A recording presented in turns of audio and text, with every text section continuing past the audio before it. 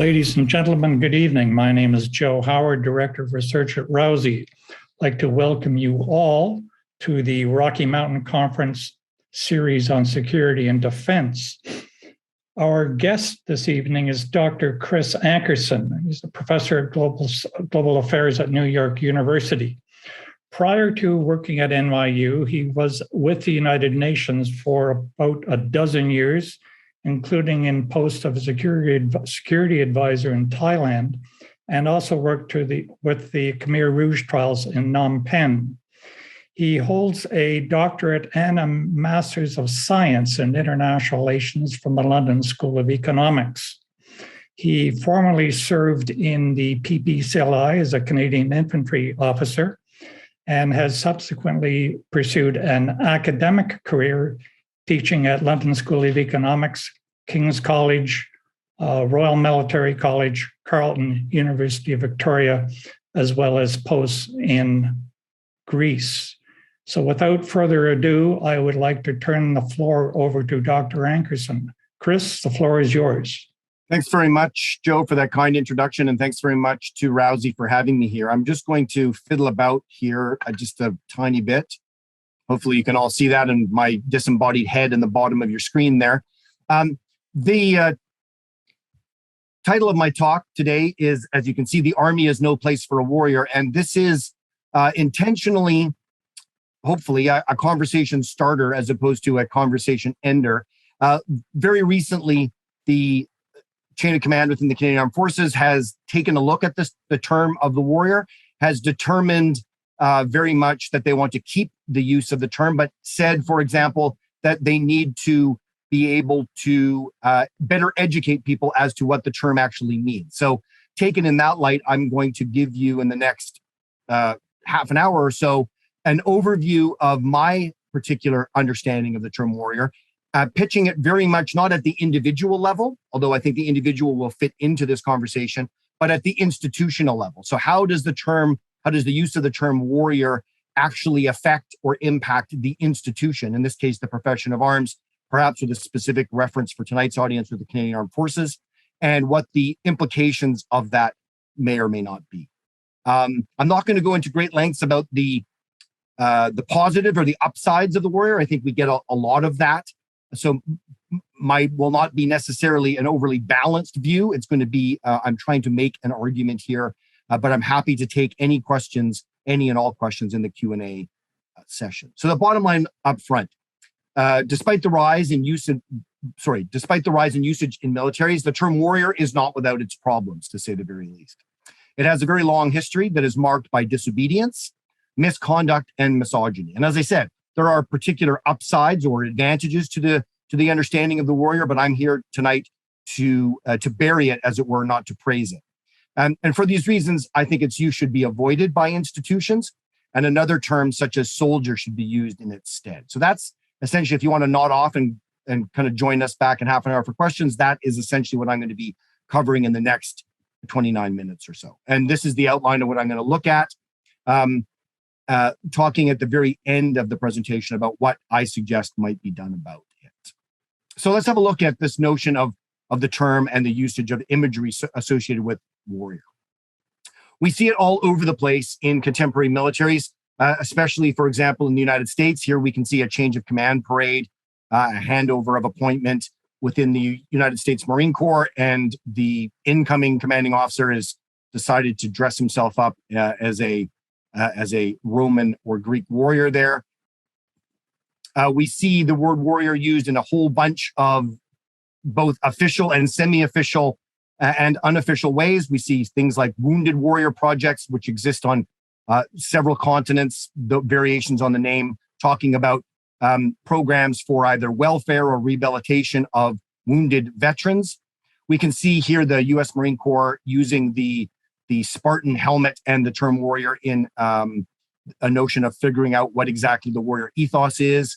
And in U.S. Army recruitment posters, we'll talk a little bit about this in length later on too, the notion of the warrior comes up. But it's not only in the United States. We can see this, for example, here in Australia. These are unofficial morale patches, one using kind of a comic book warrior image of the Punisher on the left-hand side, but also this notion of the silent warrior as being part of the special forces within Australia. Not immune to it ourselves here in the Canadian Armed Forces. This is the semi-official, I suppose you might call it, morale patch of the 5th Division, the Maroon Raiders, and again, using this notion of the Spartan plumed helmet to denote or connote some feeling of warriorness. And again, the idea of using the term warrior, it's very much represented as an ideal or indeed a representation of the ultimate soldier. And here you can see what the US Army calls their warrior ethos, and all of the good things that being a warrior would bring to the table. Here we can see a slightly different approach, but a similar one from the Royal Marines of the United Kingdom, this notion of tapping into the warrior's rage as a source of military motivation. And indeed, it doesn't go just into kind of official and unofficial recruitment posters. Warrior is a term of individual identity and even celebrity. If you want to introduce somebody, for example, then calling them a warrior tends to be the highest praise. And we see this throughout the United States and elsewhere. Here we can see General retired Mike Flynn. His Facebook followers prefer to call themselves Flynn's Warriors. Ben Robert Smith, the Victoria Cross winner in Australia, was lauded as being a warrior, and very much his workout routine was captured by a men's fitness magazine as being worthy of emulation. Of course, nobody in this audience will be unfamiliar with James Mattis, the notion that he is in some senses the ultimate warrior monk. And again, the political rhetoric from people like Trump, referring to people like, in this case, Chief Petty Officer Gallagher as a warrior. So it's very much used as a term of respect. However, we have seen the notion of a warrior culture having been attributed to or the blame laid upon this notion of warrior culture in two, at least, war crimes investigations. We can see on the left-hand side of the slide here the Somalia Report. Many of you will be familiar with this, that looked into the conduct of the Canadian Airborne Regiment in Somalia, as well as the more recent Australian inquiry into the Australian Special Air Regiment's conduct over a number of years in Afghanistan, both of which talked about this notion of the warrior culture being responsible in some part for the atrocities that were alleged in both of those cases. So I think we need to look at this idea of the warrior and understand, well, where does it come from? Why do we want to use it in the first place? Why does it have this power to be used as a monogram or an epithet for an individual, or indeed as a representation for a recruitment poster, knowing that it also has this downside? Let's look at the kind of genealogy, as it were. Why does this term actually have any meaning at all? It's myth and not history, really, that gives the warrior its power. It's not individual, historically accurate, historically traceable issues that tend to kind of accumulate and provide this surplus of meaning or surplus of explanation that the term warrior brings. It's very much caught up in the notion of myth. And as Christopher Coker, Professor Christopher Coker from the London School of Economics talks about, it is myth, not history, that provides not only the role models, but also the archetypes by which we interpret life. And myths are more real than science. They are destiny defining, in the sense that we're not really talking about individuals with warts and problems. We've taken very much stylized representations, and these mythical representations take on that power. That's why we can only show just the silhouette of a helmet, for example, and have this evocative, affective response amongst people, either one of affinity or one of alienation. And indeed, these mythical warriors are used as representations of this notion of an ideal soldier. It's a shortcut. It's a heuristic that stands for everything that we want, theoretically, in our soldiers. We want them to be warriors. We want them to espouse this warrior spirit. In doing so, it forms a discourse. It's a mixture of text and practice that ends up producing preconditions for action. It's not just that it's a useful image on a poster, but it really does speak 1,000 words and actually start to shape expectations of behavior. And we can look, for example, at the opening lines of the Iliad. And here, this is the Fagel's translation in 1990. Rage.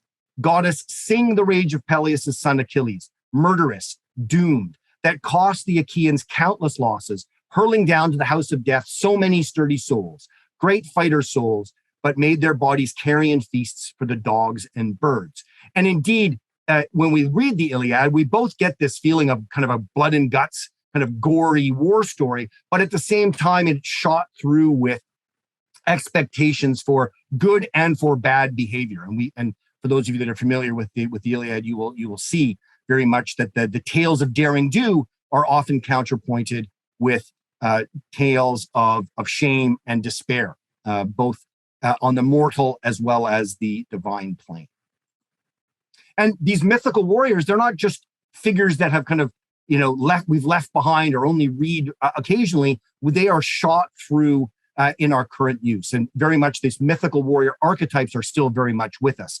For example, here at the Modern War Institute, it's a think tank within West Point, this idea of more Odysseus and less Achilles, the need to develop special operations forces. And we see this usage of the ancient mythical warriors as very much landmarks or points of reference as we go through. Now, the problem can be, and here we can see from an after-action report of an Australian commanding officer after a tour in Afghanistan, that images like this have led contemporary soldiers to have a distorted and fanciful perception of what wartime soldiering is.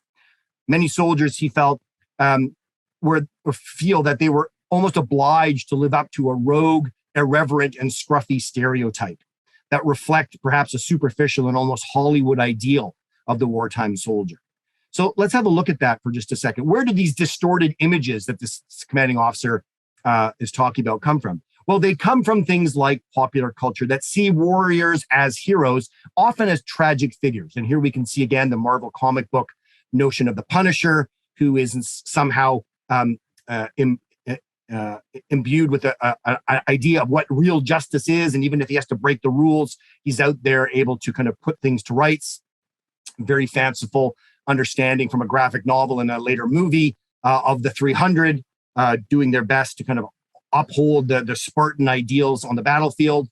More recently, for those of you that are Disney Plus subscribers, we have The Mandalorian, who again fits into this mercenary kind of caste that very much upholds this kind of sense of honor, the sense of what is right and what is wrong. Again, the kind of tagline from the film, very much appropriated into military discourse now, is this notion of this is the way, that there is one particular way of doing this. And again, carrying on into this video game genre, we can see the notion of the Odyssey forming some form of usage. So there are lots of examples of this imagery out there. And indeed, it has been very closely appropriated by what we might call the vet bro or the vet commercial space, whether it's T-shirts or beer companies or coffee companies. We can see here, for example, 9 Line, a very famous a veteran line of clothing from the United States. I am the storm, a warrior, right? This notion again of using the Spartan helmet here, in this case with the kind of red, white, and blue stars and stripes imagery, showing that there's a connection to this older mythological understanding of the warriors. And in a sense, the imagery stands for everything that if you know, as it were. It doesn't. Words aren't really required in this sense. To the point that now in the United States Army, for example, the recruiting or a recruiting line here is that warriors are wanted. That already these warriors exist outside of the military, however they may have come to be that way. That all they need to do is kind of finally find the place where they can come into their own. So this kind of compares very unfavorably with the earlier U.S. Marine Corps recruiting poster you may remember from the early 1980s, where come as you are, and the Marine Corps will turn you into a Marine. The U.S. Army here seems to be admitting that there are lots of forms of warriors, and we're looking for them to come and join the Army in the first place. a very big difference in terms of how that goes. And I think this notion of who controls the production, who controls the process of becoming a warrior is very important, and perhaps it'll come up again in the questions, the question period. So all of these images are out there, all of these mythological representations. What do they mean? How are we actually seeing this come into fruition? Well, if we look at these mythical understandings of the warrior, and not just from ancient Greece, across the Indo-European experience. So we see this echoed in Vedic myths within Hindu, pre-Hindu mythology. We see this in Nordic and Viking mythology. We see this in the Greek and Roman mythology. Across the Indo-European experience, including in Irish, for example, myths, this notion, as Georges Dumézil talks about, is society really is broken down at its most basic in these understandings into three functions. The first function is that of providing order, and that comes from this ultimate sovereign. If you can think of somebody like Zeus, for example, or in the Nordic condition, somebody like Odin, who is really the father or the king of the gods. The second function is that of security, and that's provided for by the warrior. And then the third function is kind of production, which is the rest of society. And this can be things like agriculture, very strictly straightforward production, but also reproduction. So fertility in terms of motherhood and giving birth. So these are essentially the way in which all of these societies function.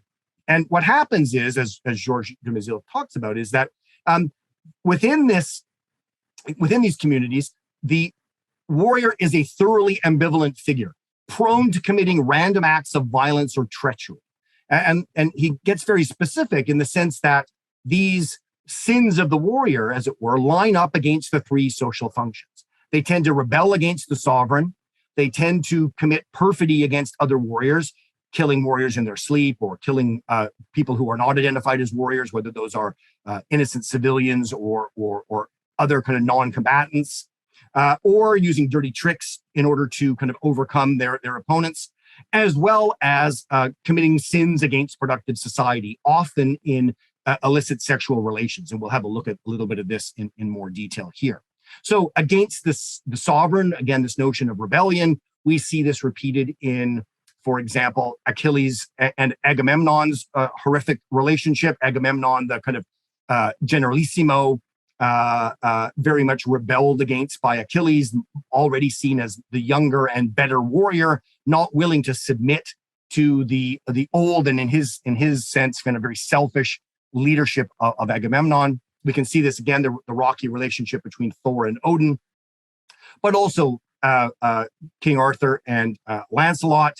We can see this in the Shakespearean play Coriolanus, and in a more contemporary setting, we can see this very much in Harry Truman versus General Macarthur. And again, people kind of forget when Macarthur was dismissed by Truman for his insubordination, as it was seen during the Korean War, there were calls for Truman to resign. There were Senate committees ready to impeach him. This was very much seen as an illegitimate act. It was not a straightforward exercise of the chain of command, and that kind of just goes to show the power of the notion of the warrior.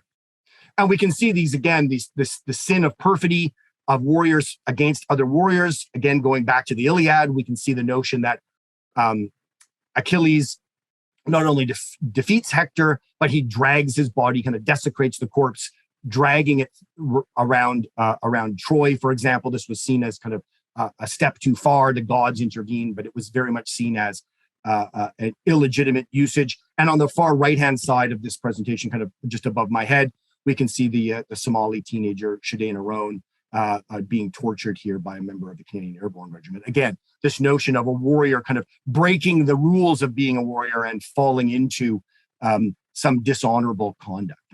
And then lastly, the sin against reproductive society, illicit sexual relations, either taking war brides or using rape as an instrument of war, or indeed kind of the double whammy of having illicit sexual relations with the sovereign's wife, for example. So we see Lancelot having an affair with Guinevere. Not only is this a kind of sin against productive society, it is also another form of insubordination against the ultimate sovereign. And we see these echoed throughout time in all throughout the Indo-European example, including in our contemporary society. So I would say it's not quite so easy just to kind of say, let's take all the good parts of what it means to be the warrior. We have to be pretty sure of ourselves that we're not going to somehow drag into this all of these thousands of years of kind of repeated behavior in both myth and history. So across, again, this Indo-European myth, we see warriors with kind of common traits. They're endogenously motivated, which can be good or bad. They're very much self-focused. They talk about fighting according to their own code, this notion of kind of challenging themselves, enriching themselves, not necessarily in treasure, but in experience, kind of pushing their own limits. They have a very troubled relationship with authority. They have this paradoxical relationship with the feminine. On one hand, they want to protect the feminine. On the other hand, they have this expectation that the feminine is theirs for the taking, as it were. And they tend to be given to rage, violence, destruction, and atrocity. So again, we have to be very careful and very sure of ourselves that if we're going to start cutting and pasting the word warrior into our manuals, for example, that we're not somehow bringing in the shadows that come with it. So what does this matter? I mean, maybe I'm just some head in the sand, fuddy-duddy, talking, raking through the mythological coals, looking for downsides. But what's the implication of this? Well, warriors are selfish figures, and they tend to see war as a personal experience. As Carolyn Alexander, who taught comparative literature at West Point, said, it's Achilles who hijacks the Iliad. This becomes kind of a one-person show rather than an actual fight of nation versus nation or group versus group. It becomes, in many cases, Achilles versus everyone else. Achilles fights when he wants to. He withdraws himself and his myrmidons from the battlefield when he doesn't want to, and again, only re-enters the fray when he's had a personal slight against him, the killing of his kinsman Patrick. But again, it's not just happening in olden times. U.S. Army kill team, for example, from Afghanistan, you'll have seen this in Rolling Stone. The troops admitted to being bored and shell-shocked and angry, and they were tired of waiting around for more of, in this case, the section commander's comrades to be killed, and they were disturbed by the passive role that his squad had been assuming so far. The team started, quote unquote, taking things into their own hands, and this very much epitomizes this notion of selfishness.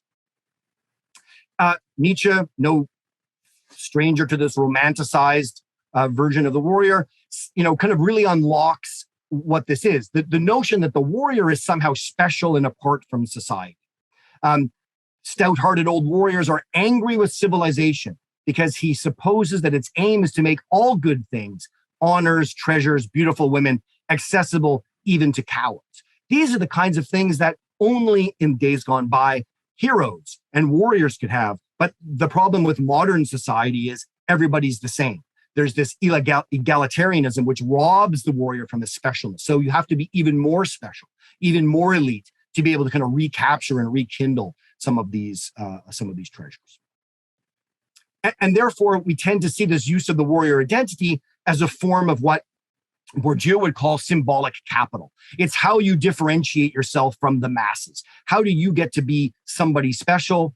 It's not just good enough to be a person in uniform anymore, for example, but within that grouping of a person in uniform, I want to be even more special. I want to be a warrior, which has this kind of mystical, symbolic attribution to it. And it is a celebrity or honorific notion that is founded on not only knowledge, but also recognition, that there's no good just to be good amongst yourselves. You need to be able to demonstrate that and be recognized for that. And it's that desire for recognition, I think, that really does drive the individual to want to be seen as a warrior. Now, taken to perhaps not extremes, but taken to another level at the institutional level, this warrior superiority tends to be a challenge not only to the chain of command, as we've talked about earlier, but also to what we would call civil control of the military here in the liberal democracies. So this sense of superiority has been evident. If you read the work of people like Peter Fever and Roger Cohn in 2001, they did the famous Triangle Institute set of surveys of American officers in 2001, a very large gulf about how they didn't see themselves as being the same as their fellow citizens. They saw themselves as superior to politicians, for example. And this was largely recaptured in subsequent work by James Mattis and Corey Shake in 2016. Risa Brooks says this leads to what she calls McMasterism, where essentially very similar to Achilles, you get, take it or leave it. I've got the best advice to give you. If you don't like it, then, it's on you and I'm leaving. Very much this kind of feeling that, you're unworthy of this advice and I'm going to go somewhere else if you're not going to be using it appropriately.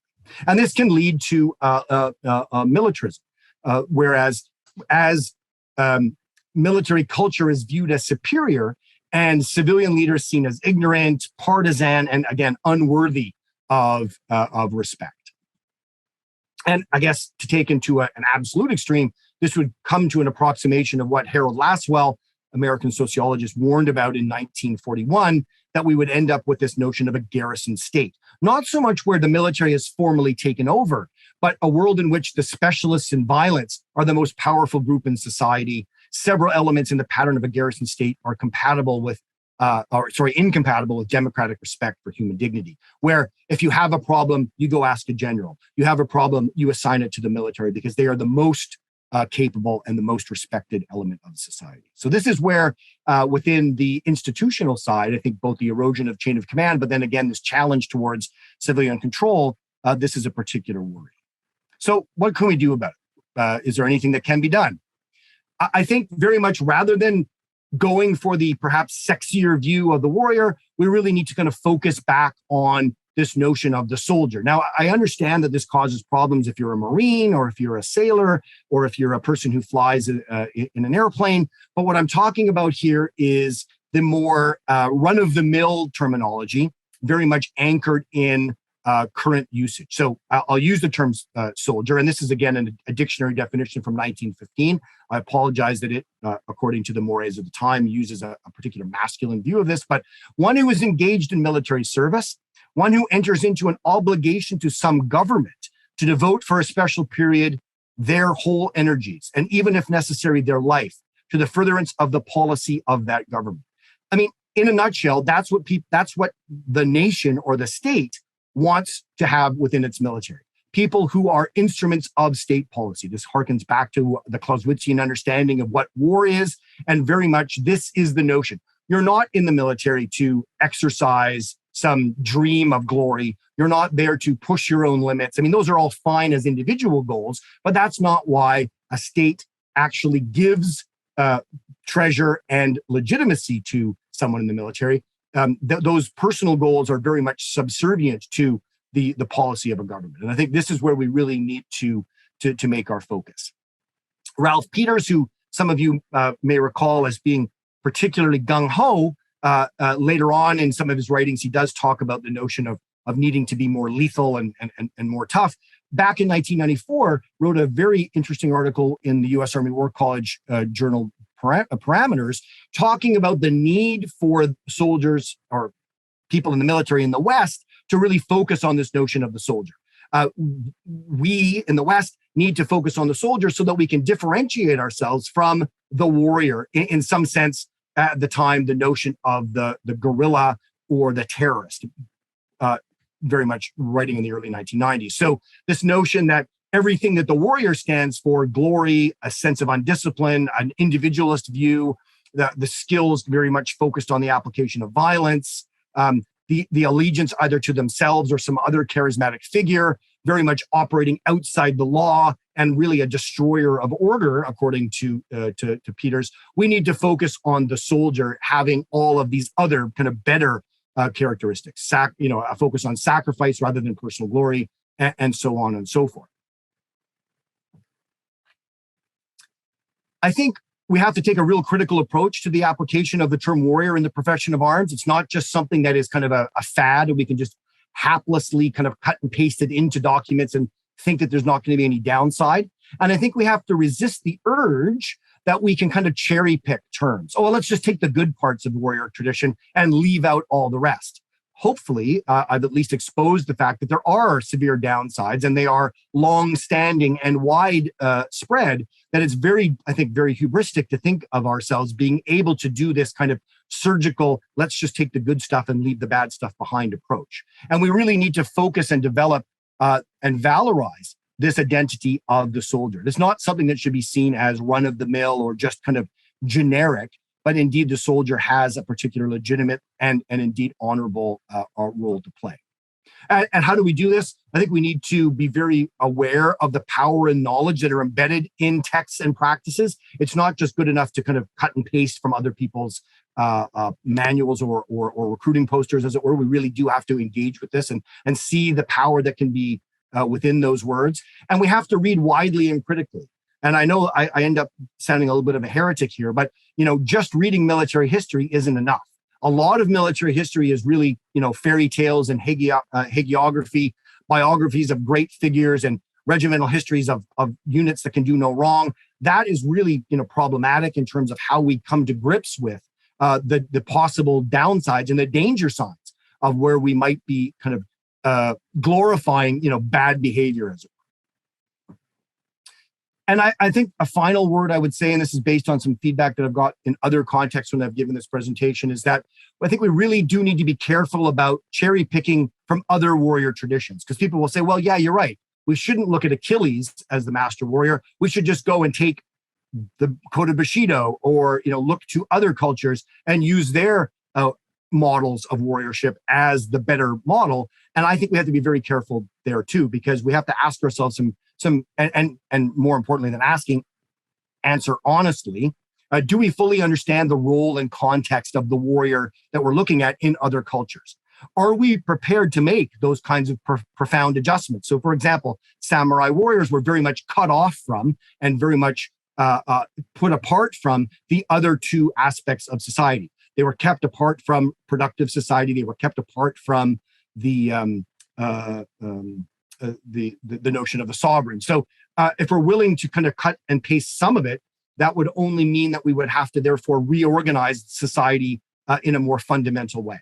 And are there other collateral effects that this notion of bringing in other forms of warriorship would bring with them? And I use as an example a very good document that came out from the New Zealand Army recently, this notion of the way of the New Zealand warrior, and very much trying to accommodate an understanding from the Maori tradition, cultural tradition, that we can have a much more married view, that it isn't just necessarily a Western model imposed upon New Zealand society. First of all, I think the relationship between the Maori and settler New Zealanders is very different than we find ourselves in Canada. It's certainly not perfect, but there are a lot more, the relationship is just different and more developed. The use of Maori language, for example, is much more widespread. The much wider application in other fields, including economics, including diplomacy, of Maori symbology than we currently do in Canada. But also, I think if you look deeper into this document, it's not quite that simple. So the term warrior is used in a 54-page document only 26 times, whereas the term soldier is used 103 times. And largely this is because of translation difficulties, not just linguistic, but conceptual, that a warrior in some Maori dialects is one who fights, whereas a soldier tends to connote this notion of a low-ranking soldier, almost like a private soldier. So the reason why the term warrior is used in the Maori dialect rather than soldier is it tends to have this notion of level or ranking with it. I will end it there and very happily take my lumps in the questions and answers. Thanks for your attention, and I turn it over to you. Chris, thank you very much. Outstanding presentation. The protocol for questions are, if you have a question, say, I've got a question in the chat box. And then that's all you got to type. You don't have to type a thesis. Then I'll call you up in the order in which you've entered your request. So while people are thinking about that, I'd like to start the questioning and ask, can you rephrase or recontext this argument at the national level we've heard of terms such as warrior nations. And one might think of Russia as being a warrior nation that is protecting the motherland. You might think of Estonia and Lithuania and Poland as being warrior nations or on the verge of becoming warrior nations. Has Canada ever been a warrior nation?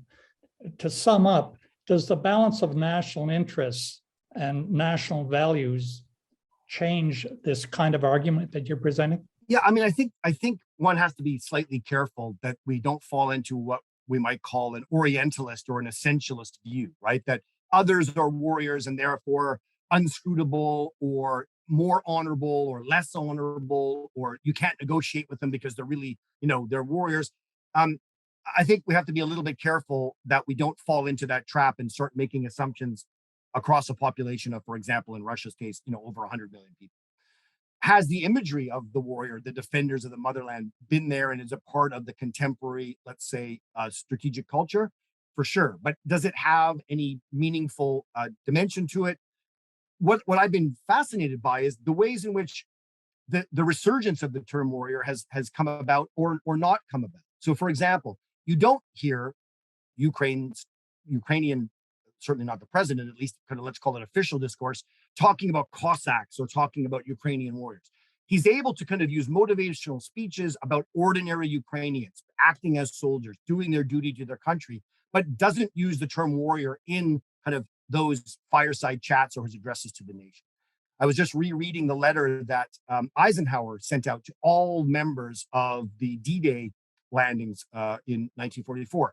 Did not use the term warrior, right? He was able to talk about fighting spirit, talk about, bravery, but somehow one might argue in one of the largest, most difficult and complex and obviously uncertain at the time battles in Western history, didn't find the need to have to resort to something as mythical and as magical as warrior in order to bring out exhortations to who probably largely didn't see themselves as warriors, saw themselves as, men from Saskatchewan or school teachers from Montreal that had a job to do. And, let's get it over with so we can, get this thing done, as opposed to having to do that. We tend to see that much more now. There was a large, if you do research into the use of the term warrior, this notion of warrior races, so Sikhs in India, for example, or particular tribes within the African context, or even within the Afghan context, as an explanation for why they were so-called, irrational. You couldn't negotiate with these people because they didn't necessarily work on the same level of cause and effect or cost benefit as we do, and therefore the only option was, to kind of fight to the death, as it were, to destroy them rather than to try to reason with them. So I'm a little bit cautious about using them, partly because I think that they're often grounded in stereotype and large generalization over large populations. But I would also say it's particularly, recent that we see the need to do this, especially amongst other Western nations. It's not within our long military history within Canada or indeed Australia or the UK or the United States to refer to each other as warriors. U.S. Army only started using the warrior term in the early 1990s, largely, if you talk to one of the generals that was kind of credited with using it, because they wanted to find something that would appropriate or would be useful for addressing, rather than having to say soldiers, Marines, airmen, seamen, etc. You could use the term warrior as a catch-all. The other advantage, so-called, was that it was gender neutral in the sense that airmen, for example, has this, airman and woman, you could use warrior as having this kind of no need to be more specific. The problem is you import those for those, innocent reasons, shall we say, or utilitarian reasons, but you're bringing along with it all of this baggage that I think. So the notion that the U.S. wanted to differentiate themselves from peacekeepers, they often in the early 1990s and late 1980s referred to themselves as war fighters. Warrior was a kind of a more elegant version of that. And so in that sense, it's, relatively recent, the last 30 or 40 years. Thank you.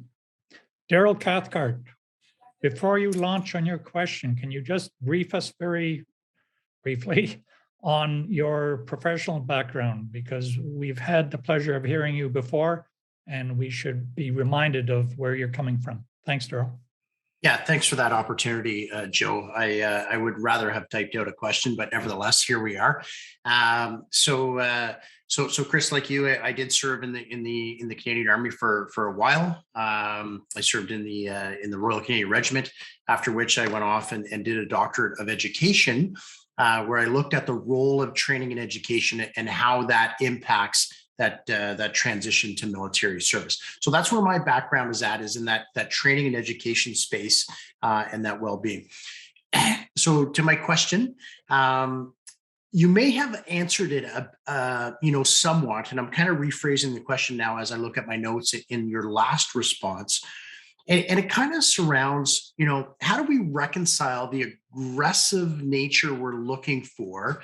I'm hesitant to say that raw chant type, and superimpose that on a Canadian narrative.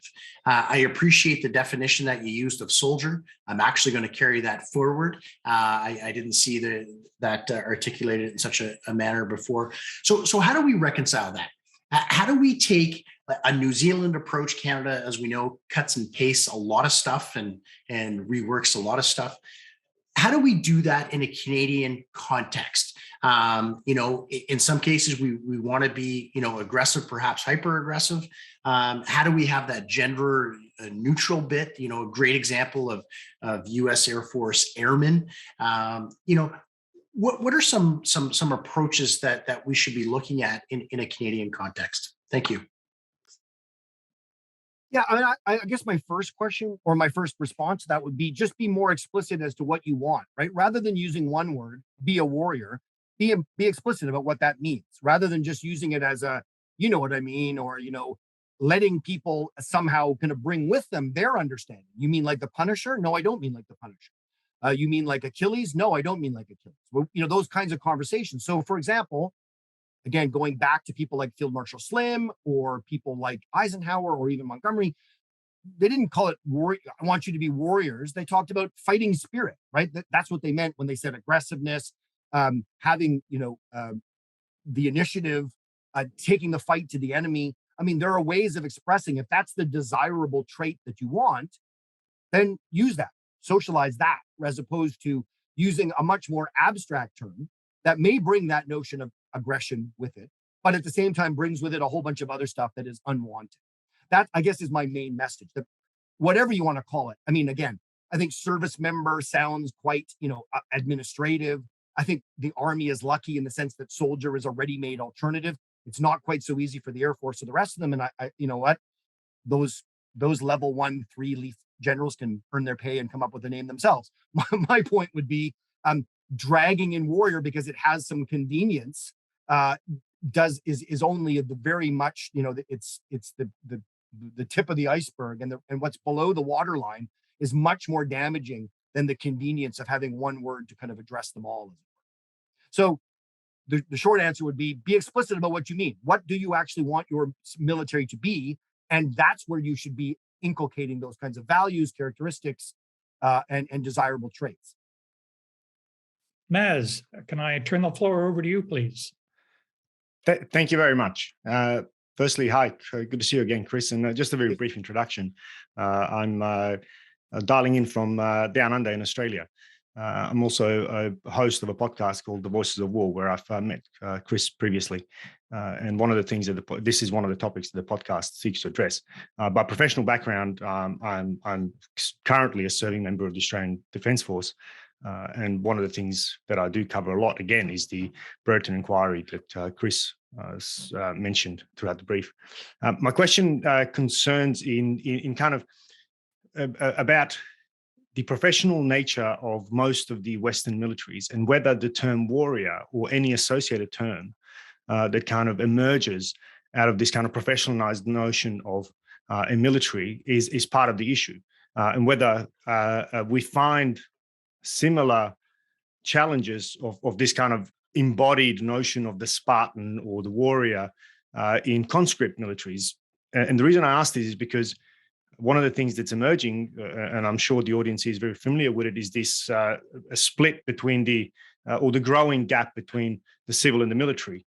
And then I suppose one of the challenges of that is that this kind of professionalized notion and the, as you alluded to, Chris, the kind of military veterans exceptionalism that's part of it. And whether this is then part and parcel, because if it's a professional calling, if it's your vocation to join the armed services, that in itself carries certain sets of values, norms, behaviors, beliefs, and the warrior is the pinnacle of that, which is why it's so closely associated to many of our special forces, as you've identified, particularly with the Australian Special Air Service during the Alberta inquiry. I know it's a long-winded question, but I think, I hope I've made it relatively clear. Yeah, I think, Maz, correct me if I'm wrong as I go along in my answer. I think there's an interesting dimension here. One is, at some point, this notion of distinction comes up, right? That I want to distinguish myself, again, at the individual level. And I think you can't escape the fact that there's an individual aspect to this. But again, let me give another example. If I hire a plumber to come and fix my plumbing, I expect the person to have particular qualities, competence. I expect them to be honest in terms of billing, etc. I expect them to know and follow the particular legal codes of what you can and cannot do in a residential house. If this person also happens to have a deep, abiding historical interest in sewage and has collections of figurines at home and is a world expert and kind of spends their waking hours kind of touring museums of plumbing, that's fantastic. But that's for him. That's a great thing for him to be able to do. It's a great passion project. Knock yourself out. I, as the consumer of that, don't really care. That's surplus to my requirements. So in some senses, we get back to this notion of soldier. Listen, if this is the pinnacle of your experience at an individual level, if you've been a black belt in a particular martial art and you see yourself as a warrior and you steep yourself, you do what do they call it? I'm going to say cosplay, but you do dress up on the weekends as a particular Civil War reenactor or whatever. I mean, that's all great, and nobody has much to say about that, unless of course you're reenacting perhaps other militaries that don't necessarily share the values. But that's surplus to the requirements of the organization, of the state, and certainly of the military itself. So at some line, it's a fair balance to sit there and say, listen, this may be the best thing that ever happened to you, or it may not be the best thing that's ever happened to you, but we have expectations about what it is in terms of behavior, at least within this organization. Great. If you think that this is going to help you overcome your fear of heights or whatever, great. That's a personal win for you. On you go up kind of Maslow's hierarchy of needs towards some notion of self-actualization. Fantastic. Not really the institution's only reason for having you around, right? We didn't hire you so that you could maximize your personal goals. And I think that's where, in some cases, we've, I think, in some senses, lost sight of that, right? That when we've moved towards this notion of transformational leadership, that somehow this is about, be all that you can be, as it were. It's like, okay, but that's actually ancillary to the idea. States don't have armed forces to give people their dreams come true. That's not where we need to be. And I think it's a perversion of the state having an armed force to only or prioritize or somehow give preference to, yeah, but I want to do the following things. I want to dress up as a Spartan warrior. Like, that's up to you. That's a fantastic individual achievement, goal, aspiration. Not the same thing as the institution. And I think somehow the institution has to be very careful of protecting for itself what its expectations are. And again, the more you read into things like the Brereton Report, this has become a very individualized and non-institutional understanding of what excellence is, right? When you say that the warrior is the epitome of the particular, let's call it the profession of arms, only in a very specific and I would say perverse understanding of what that means, right? The not only the ability to inflict violence, but the desire to inflict violence. I think there are lines along here that need to be kind of very clearly and carefully marked out. You can't be so willing to recruit that you're willing to kind of take all comers. And again, I would, personal reaction when we're saying we're looking for warriors to join our military. I would say that that's somehow gone off the rails somewhere along the line. That's really not what we're looking for. It's kind of come as you are affair. You are already kind of at some pinnacle of media. We give you the right equipment to make that dream come true. Not what states have militaries for, not what taxpayers sacrifice taxpayers' money for, not what societies give license to individuals to come aboard and be a part of that armed force. So rather good, an excellent answer to an excellent question. Maz, Chris, thank you very much. Karen Starwick, the floor is yours. Hi, Chris. Really enjoy this discussion. I have always understood that the Canadian soldier had a kind of a gentleman soldier ethos, especially in comparison to, what we studied with the British military culture and American military culture, maybe looking more for the hooligans to join the forces en masse. And maybe I'm completely wrong, and feel free to correct me, but is there evidence that a warrior ethos has infiltrated the Canadian Army at some point? And if so, is that a failure of our leadership, or is that influence from American culture? And I say this in light of the misconduct crisis that we're currently facing with Canadian Armed Forces. Yeah, a couple of things. I think that interpretation of gentlemanly conduct is, I'm not going to say it's wrong. I would say that it's not the only vision of Canadian soldiery over the years. The idea was, for example, the kind of joke within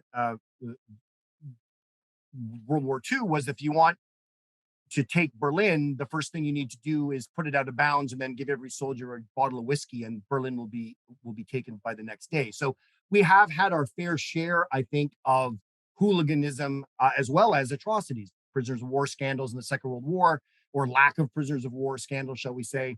It's as storied and mixed a history as anyone else. And I don't think by any means calling people soldier is going to fix all of those problems.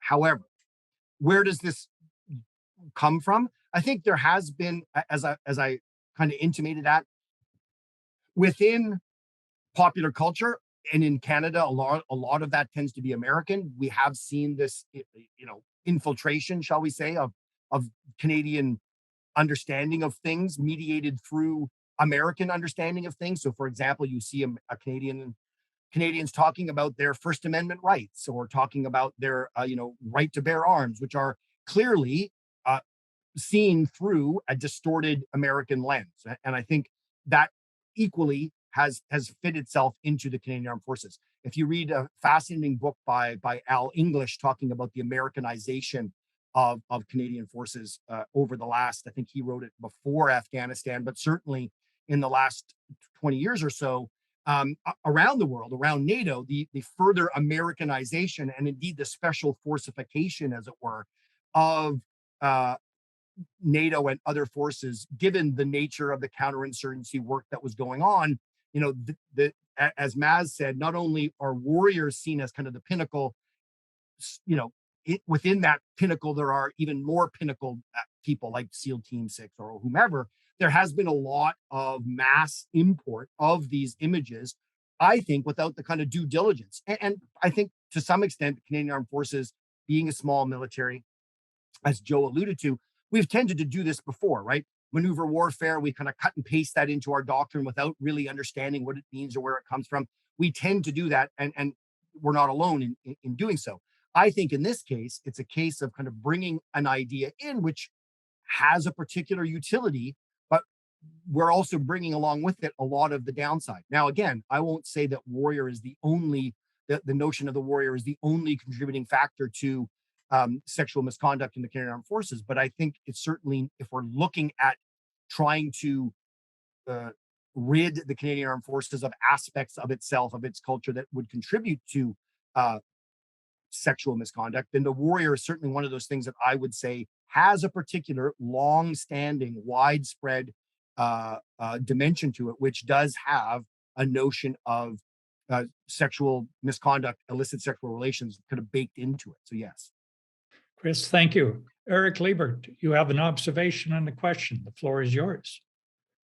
I guess I'll start by giving people a bit of background. I'm an infantry officer, career infantry officer, retired.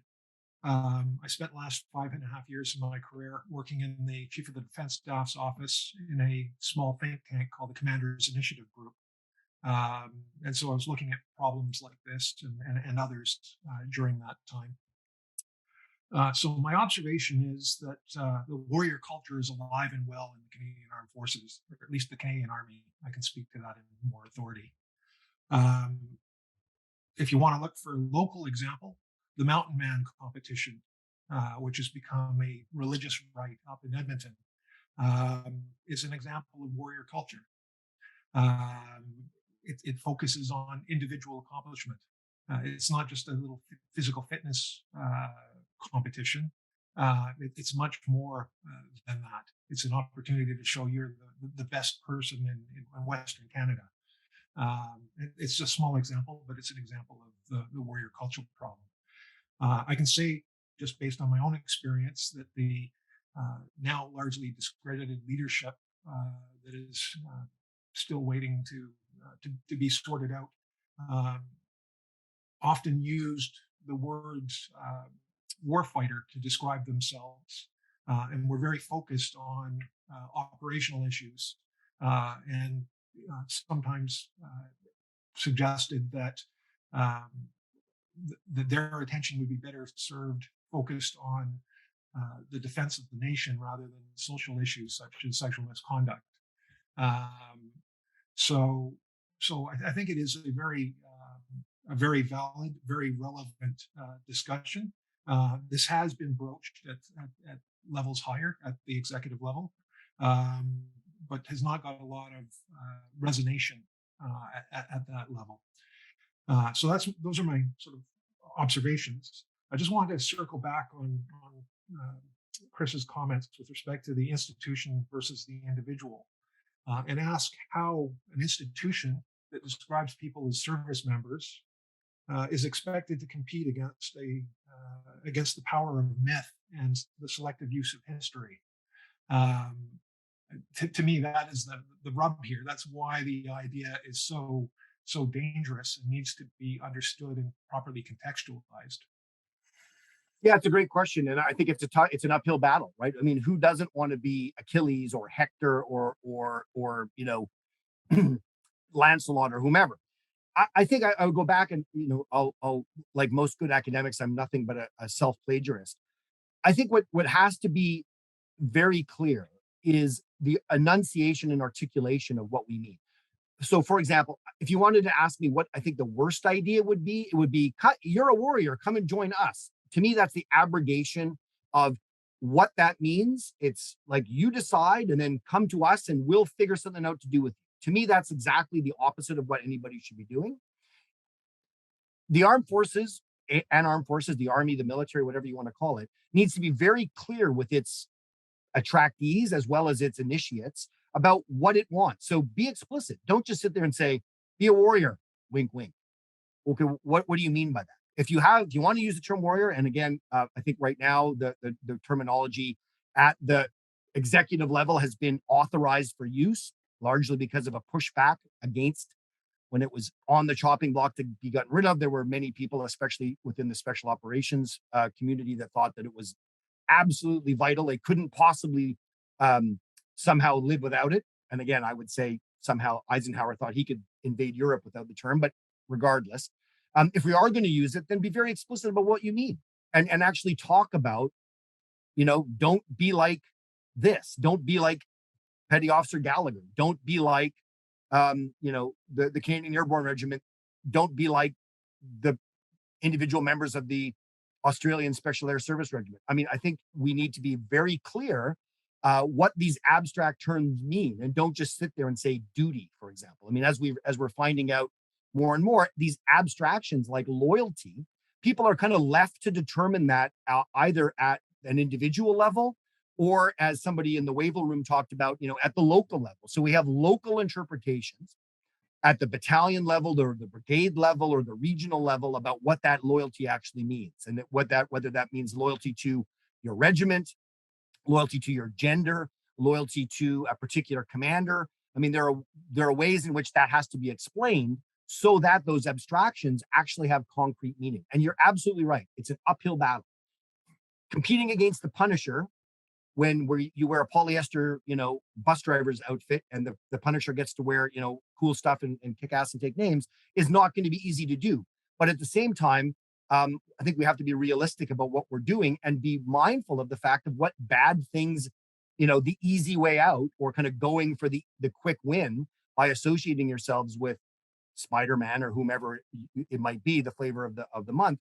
The Mandalorian, for example, if that's what you're going to use as an unofficial mascot, for example, well, that's not a wholly unproblematic enterprise. So people have to, I think, recognize what these downsides are. And if they are going to use the terms, be absolutely crystal clear about what those expectations are. And the Brereton Report is a perfect example. If you read the Somalia inquiry and then read the Brereton Report, all you can think of is to say 30 years between these two and very little lessons learned. The same kinds of problems that were identified in the Brereton Report were identified in the Somalia inquiry. And I think it's because people largely don't want to look at the potential downsides and are only mystified by the potential upsides that we don't have the kinds of conversations. Calling yourself a warfighter when really you're a steward of a particular governmental organization is, I think, fantasy. It's nothing short of fantasy. So the power of that myth, as you say, is alive and well, and people self-define very, very clearly how that is. And that the only way as an institution is to come out absolutely black and white, no room for nuance about what the expectations of that particular profession are. Great answer, Chris. Great question, Eric. Thank you very much. Let me just follow up to my follow-up, Joe, for just so I'm imagining the same thing happened when all these CSI things came out, right?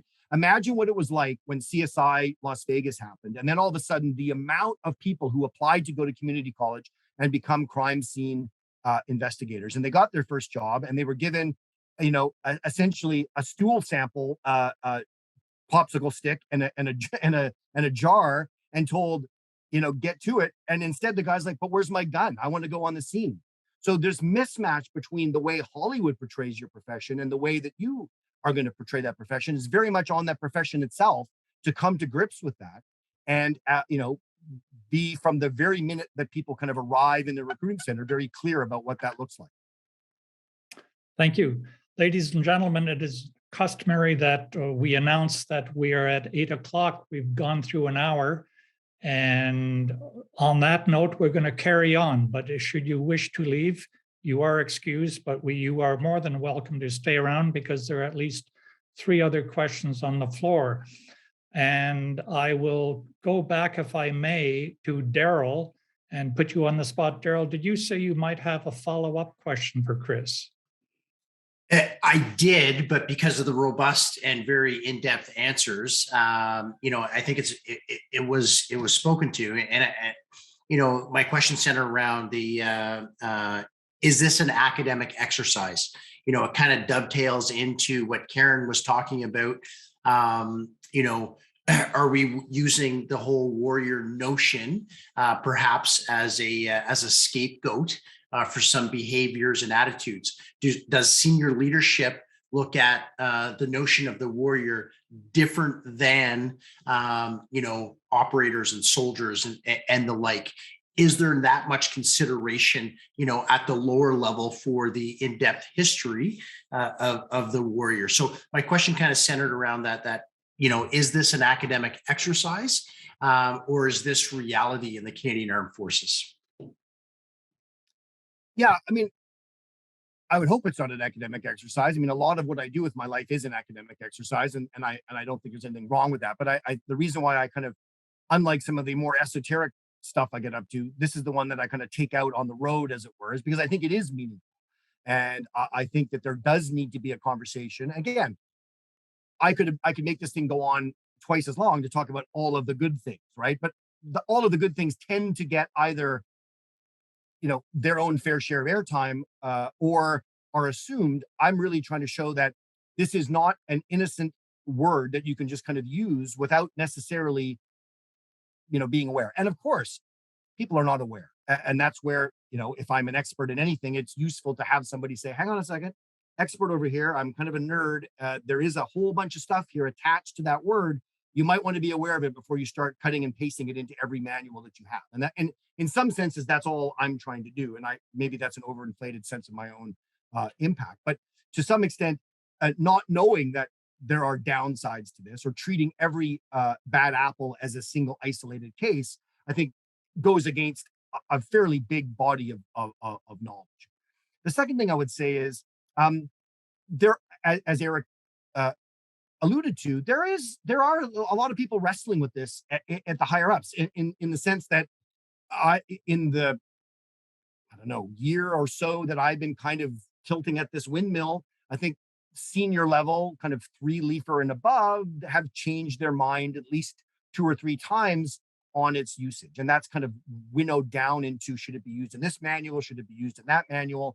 Especially since now I think the Canadian Armed Forces is looking at something that it's calling, cultural reform, and trying to figure out what that culture looks like.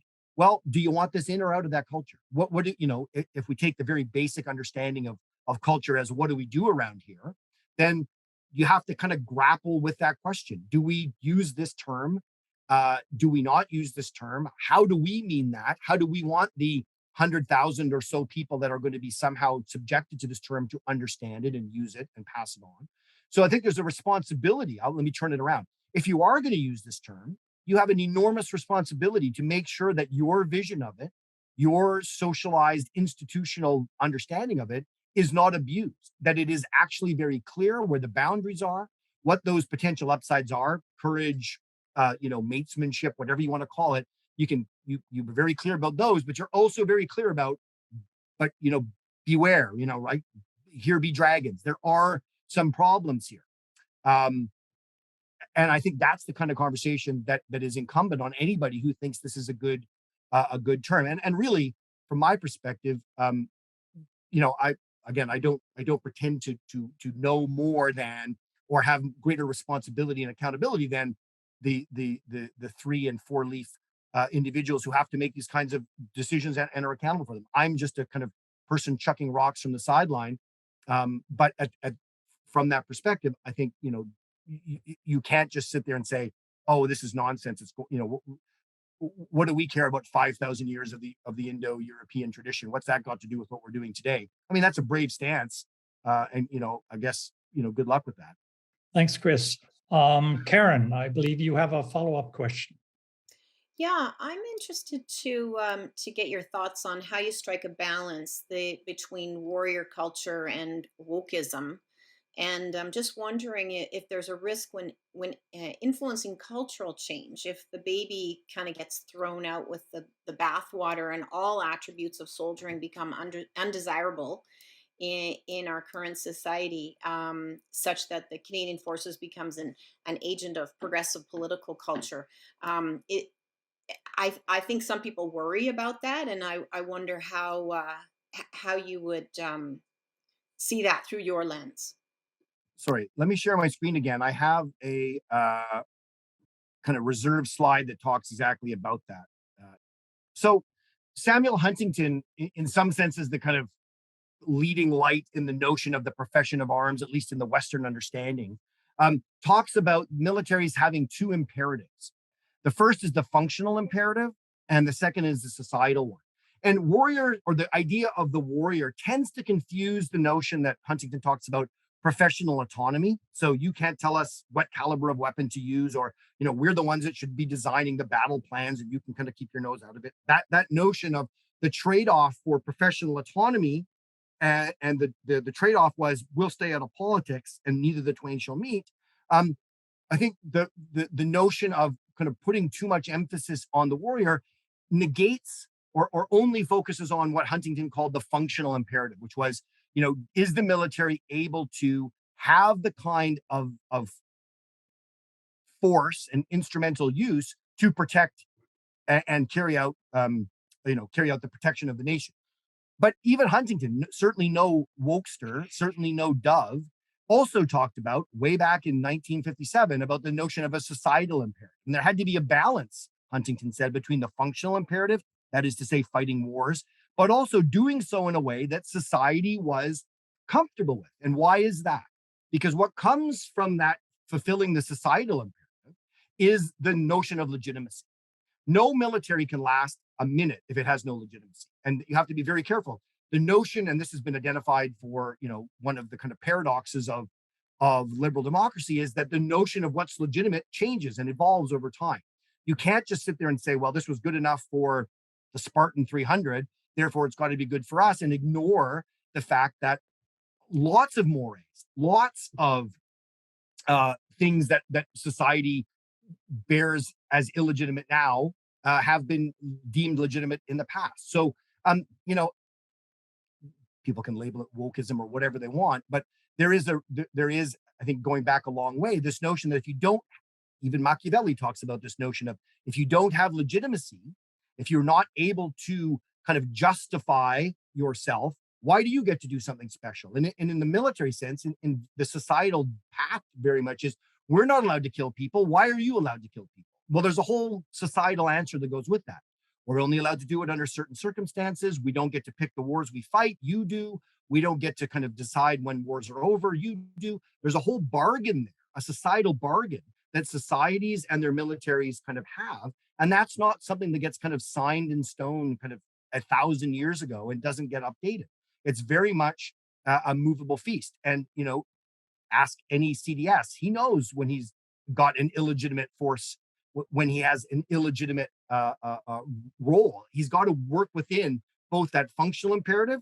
If I get called upon to defend the country, have I used taxpayers' money well? Have I trained my people to be able to execute those kinds of missions? But at the same time, I can't do so with camp followers. I can't do so with press gangs anymore. I can't have slaves from captured armies kind of being ammunition bearers. I mean, those are not legitimate usages or ways in which you can fight anymore. Just that's the reality of it. So as liberal democracy moves forward, now you're right. Is there a limit to that? Could someday we become so effete and so kind of so well-rounded we no longer have a point? I suppose there's a danger of that. I'm not sure we're quite on that quite on the edge of the apocalypse there quite yet. Asking people not to commit war crimes, to me, doesn't seem to be somehow neutering an armed force.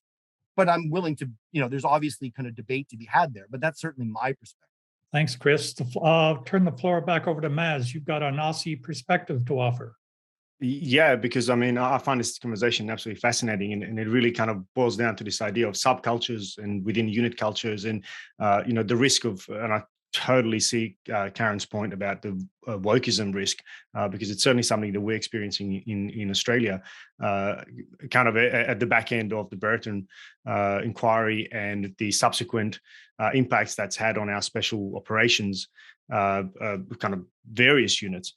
But Dr. Dean Peter Baker, who's, I'm sure that name's familiar to at least some in the audience, is one of our principal military ethicists. He's kind of trying to wrestle with this issue as well as relevant to the Australian military about this warrior ethos, and trying to replace it with a term that is still endearing and still carries, has cultural capital, so to say. In other words, that it can still be embodied and labeled in such a way to kind of inspire and incentivize behaviors as the warrior ethos does. And he suggests the guardian, and I'm not entirely sure that it's purely his. I can't recall if it was his alone or if he's borrowed that from somewhere else, but it's certainly one that's starting to appear more and more in our own discourse within the ranks, or at least many of us are trying to infuse it in our day-to-day lived experience of reinventing what it means to be a soldier officer in the Australian Defence Force, and it's a competing term to the warrior. It's not, and that's perhaps the challenge, that it is competing rather than replacing, because it's going to be very difficult to remove the warrior out of particularly some elements of the community, because there is a strong attachment to it, and a resistance to removing it is viewed as wokeism.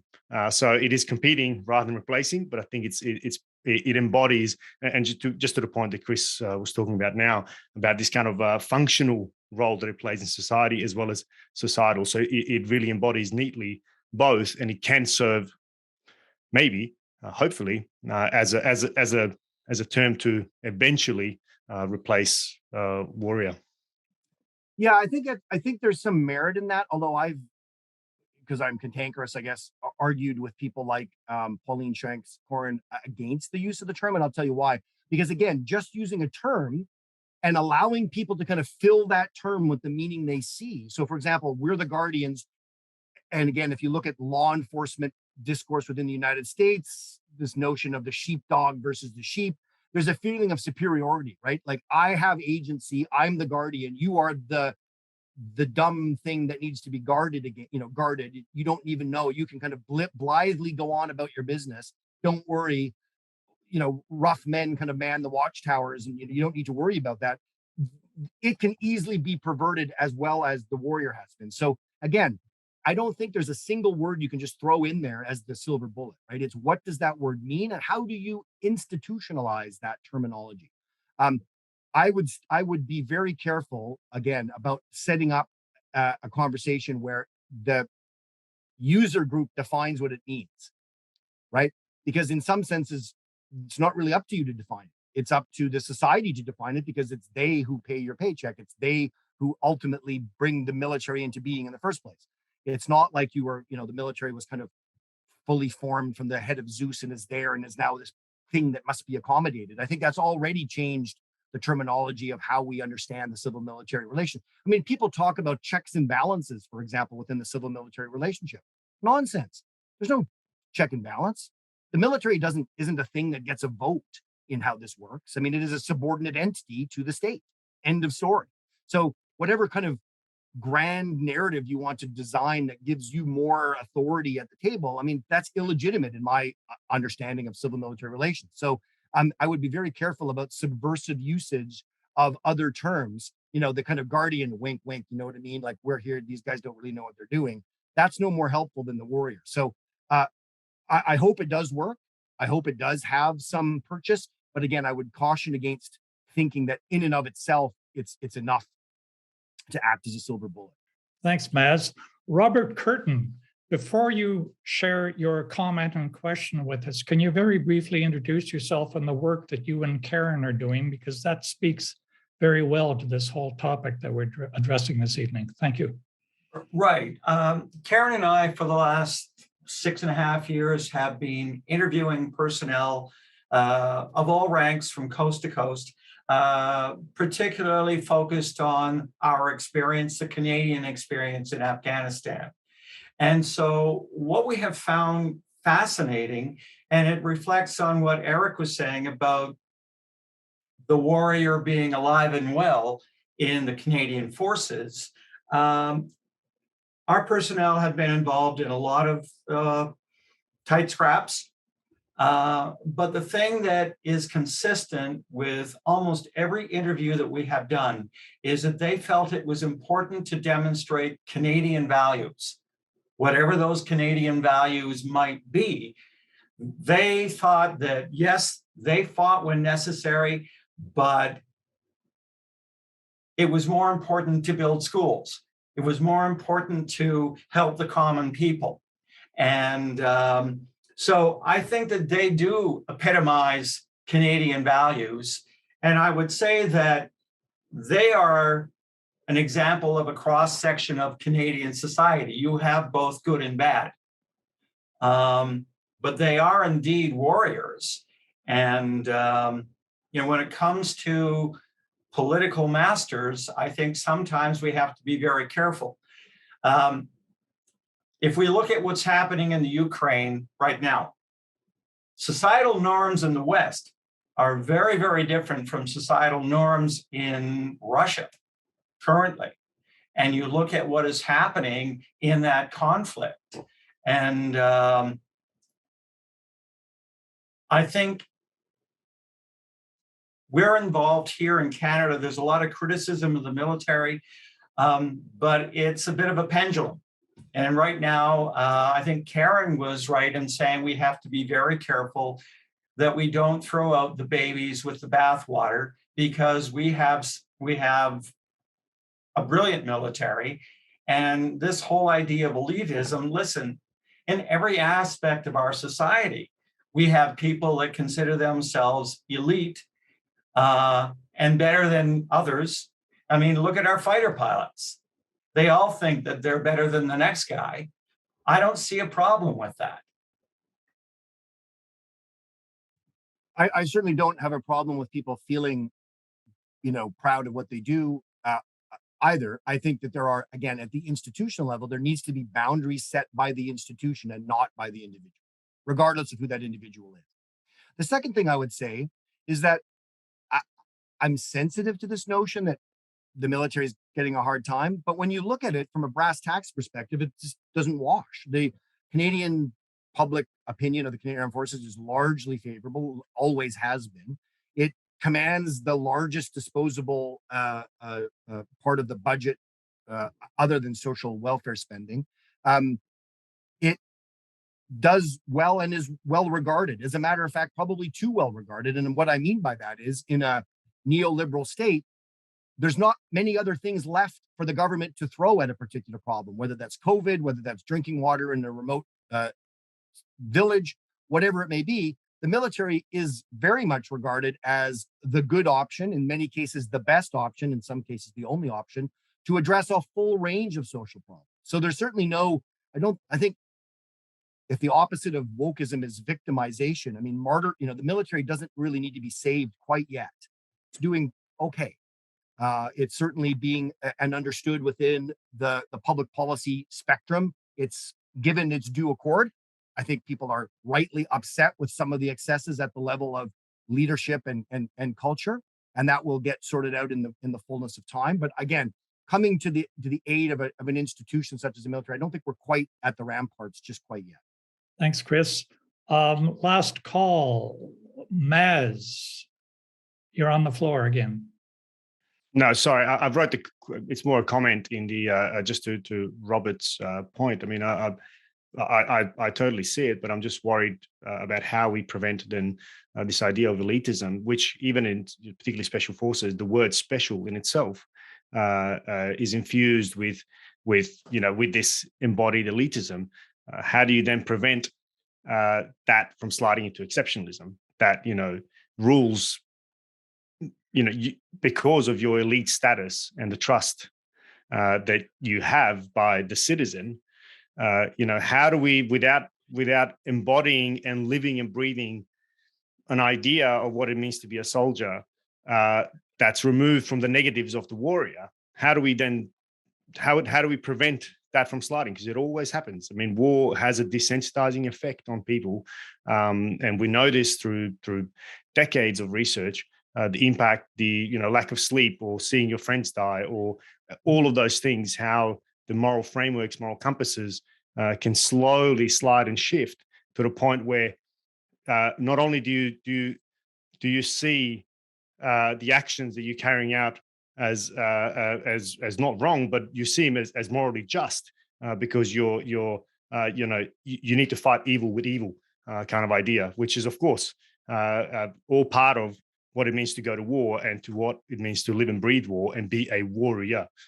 So yeah, it's more a comment. I guess there's a question in there. But yeah, but I would say I think you really hit upon an interesting piece here, and it goes beyond exceptionalism in some cases. It goes on to some feeling of entitlement. Like, I'm entitled to do these things because I have crossed the Rubicon. You aren't here. You don't know. Only I do, because of my experience, because of it was my Patroclus, it was my mate that was killed. So therefore I'm owed a particular sense of revenge or whatever. I mean, and again, not to say that's not a natural human instinct, but institutions exist in order to control and corral human instincts, right?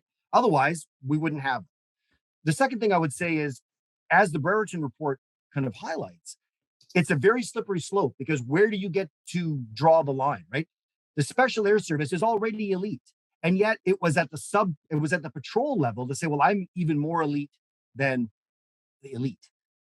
The Special Air Service was not distinguished enough. We needed to make it about Patrol A or Patrol B, and we're tougher than Patrol C. And again, it's kind of reach for the top or grovel for the bottom, depending on how you go there. It's a bunch of people, 3, 4, 5, 6 people, determining what the rules of the game are and how they're going to play them as a way of competing or distinguishing themselves, establishing symbolic capital to make them recognized as being something different than everyone else. That's where the problem is. Not to say that it's not a human instinct. It is. It's a natural human instinct, but there needs to be controls on it. And that includes chain of command, supervision, accountability, training, socialization. To me, that is what this is all about, as opposed to whatever particular name we give a thing. Thanks, Chris. Mr. Curtin. I'd just like to push back a little bit. I think that there is elitism in our military, and I don't think it's necessarily a bad thing. Eric would understand, and of course, Christopher, you were a Patricia, and we have 3 regiments here in Canada, and they all look down on the other one. They all have their own individual capabilities. They excel in their own areas, but they feel that they are unique and special. I don't think you can avoid that. I don't think that's necessarily a bad thing at all. I think the issue is discipline. And like you said, that comes from the authority. I think in Canada, government has meddled to some degree in the performance of our military and in military acquisitions.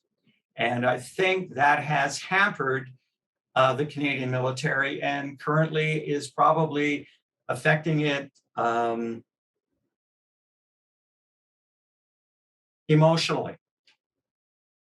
And, I understand what you're saying about society and tough luck.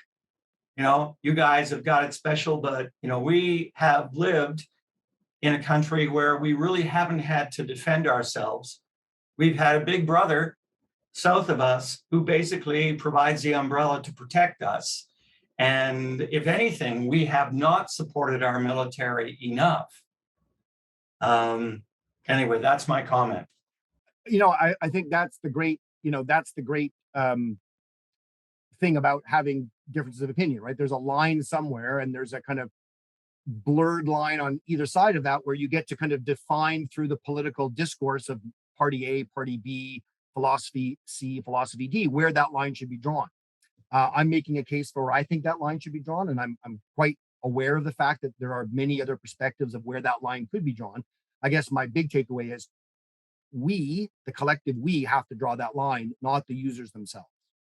Eric, you're on the floor. You've got a response to Robert's point? Yes, I would just, so I agree with what Robert is saying about the observations of Canadian soldiers, and I really appreciate the work that he and Karen have done. But I think that a lot of what you witnessed is built on some of the work that was done in the wake of the Somalia affair. And there was considerable work done in Canadian doctrine. Canada used to be a world leader in some of our military doctrine, not so much today. Trying to address the issues that arose in Somalia, and to try to deal with the issue of discipline and the control, like the proper exercise of authority, responsibility, and accountability. And I think that made a difference. I think that Canada was largely spared from a lot of the troubles that some of our allies faced. Now, we're not without fault. I think about Robert Semrau, for example. So there's still work to be done. But all of that work and a lot of other doctrinal work that helped us sort of get our head around the Afghan problem served us very well. And unfortunately, one of the victims of Afghanistan was basically our doctrine system, which was pillaged for resources. And Canadian doctrine today is not what it used to be. A lot of our doctrine is now out of date. We're not a world leader in many, if any, areas. Our command doctrine used to be cutting edge. It's out of date. And I just want to sort of tie this back to Chris's comments about the need for need for solutions that are focused on clear communication and clarity of thought. I see that as being very difficult to achieve today in an organization that's let its doctrine erode, and even trusted to serve, which was intended to be an update of our foundational leadership doctrine, falls flat in my mind on a number of different levels. Not the least of which is that it's not actually accepted by the institution as a response or replacement to the extant doctrine, which was duty with honor. So we face this challenge, and I think the challenge is in many ways more complicated because we've been focused on the word warrior tonight. There are people, I think of Nancy Tabor, Canadian academic, who would argue that our conceptualization of terms like duty and loyalty also have negative connotations for different reasons. And so there's a requirement for a lot more thought and discussion. And unfortunately, in a military environment, it's difficult to have those open, thoughtful discussions. So, Chris, any bright ideas on how we fix this? Well, I mean, I think having a conversation is clearly, I think there's a positive sense that this is being debated, as you're well aware, at a level where people are at least able to share their comments. And again, I've seen that it ebb and flow, which is difficult. Again, it's very difficult at a level when you're trying to do a million things, including putting out fires of particular crises, react and respond to an ongoing procurement issues, respond to global events, and at the same time, quote unquote, get your house in order and ask some fairly abstract philosophical questions like, what do we want to be? What do we do around here? I mean, these are big questions that are sometimes difficult to do when you've got one slide or one side of a piece of paper, briefing note, to be able to do it. I don't have, I guess if I had a quick and easy answer, I wouldn't be sitting here doing this for free. But my biggest fear is that we're just kind of like, this isn't important. We've got other things going on, i.e., we've got to get those artillery pieces over to the Ukraine, which is an important thing. Absolutely. We've got to get that COVID-19 vaccine kind of distributed, right? The current operations focus of the military is great. It's very important. That's why it gets called upon to do these things. At the same time, it's also the enemy of that kind of thinking about the next horizon, thinking about what we're talking about when we talk about culture. Where are those lines? And again, I do agree with Karen and with Robert that there probably is a line that's too far. But if you don't have the conversation, you're going to run into that line only kind of post facto and go, oh, wow, that was too much, or maybe we shouldn't have done that. So having these kinds of conversations is important. I would be sympathetic to the fact that some people feel that this is not a dialogue, but it is very much a choir singing in a particular hymn sheet. But the Canadian Armed Forces is going to have to find a way to allow these kinds of discussions to happen, certainly at least at the senior level, where it's not about, you're confusing me with the big words or whatever, because these are important topics. I mean, this is, yes, it's philosophy. Yes, it's, political theory. But that's the nature of the business. At the highest level of military activity isn't about how many road wheels does the next tank have. It's very much about, how do we serve the country in the most appropriate way?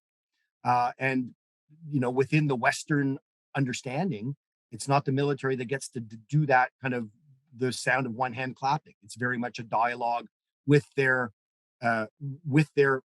political masters, however that might be defined. So it is a tough conversation. It's going to hurt people. Like I said, individually, lots of people want to be able to grab the brass ring, to get to that next level, to be the best or whatever. And that's fine, except where that actually runs into problems for the institution and the country at large. That's where I would say that there is a limit wherever that is. So for example, you want to be the best fighter pilot, but that means you're stealing extra gasoline so that you can have extra flight hours. Clearly that would be seen as being inappropriate. Being an excellent warrior shouldn't mean taking somebody into the low ground and finishing them off kind of against the rules of the laws of armed conflict. We have to be able to define those and again, be explicit to everybody in the institution about that. Thanks, Chris. I will ask the final question. Chris, your presentation referred to Asian context, and your CV refers to your having worked at the war crimes for the Khmer Rouge. Did the war crimes offer any window into an Asian model of warriorship that constituted misconduct amounting to either war crimes, crimes against humanity, or genocide? So my question is more at a national level or at a group level rather than an individual level, or perhaps both. Did your time in Cambodia, or does it allow you to speak to warriorship that's gone south at either a national level, an individual level, within an Asian context? I know, again, I think it's very difficult to make generalizations, but let me give you two examples. One is, I think largely when you looked at what the Khmer Rouge was trying to achieve, this was not a national dream. This was very much an ideological one. It was rooted in this notion of make Cambodia great again, in some senses, right? Hankering back to this notion of when there were 3 rice crops, and if only people could work harder, and if the bourgeois hadn't screwed things up, we could get back to this notion of the glory of the base people, etc. So there was this kind of eternal mythical dimension to it. But where I think all of this goes awry, and certainly did in the Cambodian context, was the sense that, well, the ends justify the means. And that is essentially where the problem lies. If you think that the ends, either my personal ends, I want to be the best, I want to have a bigger, accomplishment than someone else, or at a national level, we need to do this because, our ends are more justified, than any means are appropriate. That really underpinned a lot of the excesses, the war crimes, crimes against humanity that were extant across the patch in Cambodia. Sadly, Cambodia only charged 6 people and only tried 4 people, very much at the senior level. So talking about individual levels of accountability, it was very difficult to determine because it just was off the radar screen. Yeah. But I will say, Doik, for example, the chairman of S21, the torture chamber in Phnom Penh, his defense was, listen, nothing I did was against the law within Cambodia at the time. And the notion, of course, of the international community was, I'm sorry, but that you don't get to define your own rules. You don't get to give yourself permission that torturing people and killing them for, wearing glasses or speaking French or being an intellectual, you can't cleverly define your own rules. There's something called jus cogens. There's something called, law that goes beyond that is more important, that is more fundamental than the permission you've given yourself to act accordingly. And certainly Doik's first defense was, I was only following orders, was universally rejected because of the Nuremberg prerogative. But it was a very important set of arguments to say, no, I'm afraid it doesn't matter who you are. Khmer Rouge, Cambodia, the Torturers Guild, it's not you that gets to decide this. There is a higher authority out there, in this case, the international community, that says, no, what you did was excessive. You can justify it all day long about perfecting society, or getting back to brass tacks, or getting rid of the decadent behavior of, woolly liberals or whatever. But at some point, someone else is going to be involved in that, deciding where those boundaries are. And it's not going to be you, chief torturer of S21. So I don't think that quite answers your question, but certainly those are the takeaways that I have, is that, none of this is, again, I don't think, don't get me wrong, the Canadian Armed Forces is not in league with Doik by any stretch of the imagination. But if you want to talk about transferable principled arguments, I think they're out. All right. Well, Chris, thank you very much. You have been exceedingly generous over the past 90 minutes and so. And I'd like to thank you on behalf of everybody for taking the time to do your research, and for the presentation, and for responding to the questions. Ladies and gentlemen, this concludes this session of the Rocky Mountain Conference on Security and Defense. We'll be taking a 2-month operational pause to do an AAR. And I cannot miss an opportunity to ask everybody to submit an AAR type of comment in the search box or by email. We're only as good as you let us be. So Maz, you owe us. So do you, Eric. Everybody owes us. So thank you very much. Have a great rest of the month. Happy July 1, July 4, and we will be in touch.